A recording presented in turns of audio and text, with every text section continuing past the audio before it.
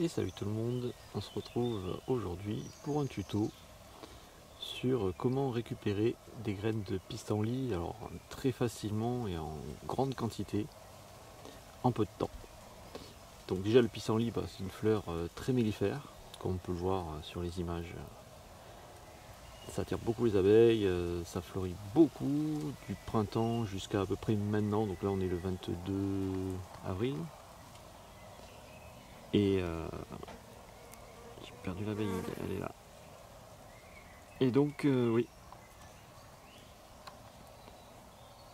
Et donc, voilà. Bon, le pissenlit, tout le monde connaît, hein. Alors déjà, aussi, on peut manger les feuilles. Ça, pas tout le monde le sait. Ça se mange en salade, mais bon, il y a d'autres vidéos qui parlent de ça mieux que moi. Et donc, ce qui nous intéresse, nous, ce ne sont pas les fleurs. Ça, c'est pour les abeilles. Mais les graines. Donc, tout le monde connaît les graines de pissenlit, hein, évidemment. Voilà. Surtout quand on est enfant, on aime bien s'amuser et souffler dessus. Hop, voilà, il y a tout qui s'envole, c'est rigolo.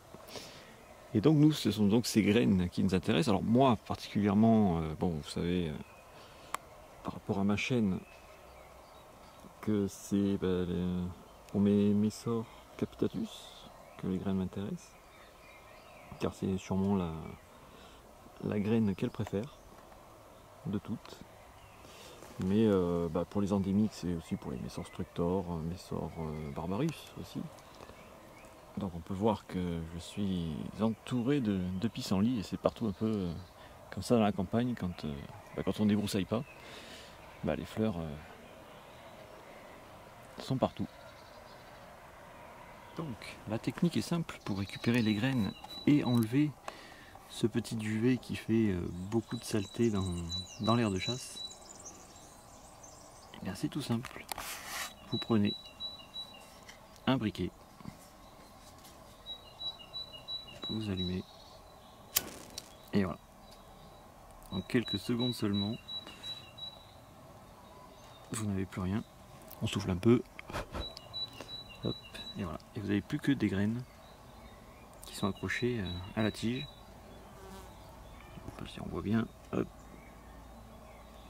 Et ensuite, alors bon là j'ai la main prise par le caméscope, donc je peux pas les faire tomber dans un récipient, mais vous voyez, il n'y a plus qu'à toucher.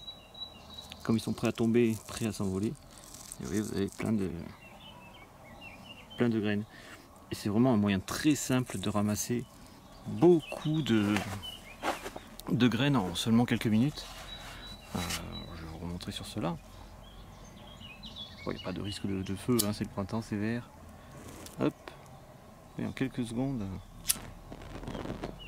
Bon, là, évidemment, il y a une rafale. Hop, voilà. Alors, il y en a certains qui. Ce qu'ils font, c'est qu'ils ramassent toutes les graines avec les duvets. Et ensuite, ils les réunissent dans un bocal ou sur une table, n'importe. Et puis, ils mettent le feu au tas. Et puis, voilà, c'est pareil. Hein. Et voilà. Ensuite, il n'y a plus qu'à faire tomber les graines. Donc, moi, voilà. Vous allez voir ce que j'ai ramassé en seulement quelques minutes l'année dernière. Hein, parce que j'ai encore mon stock de l'année dernière. Regardez la quantité, quoi.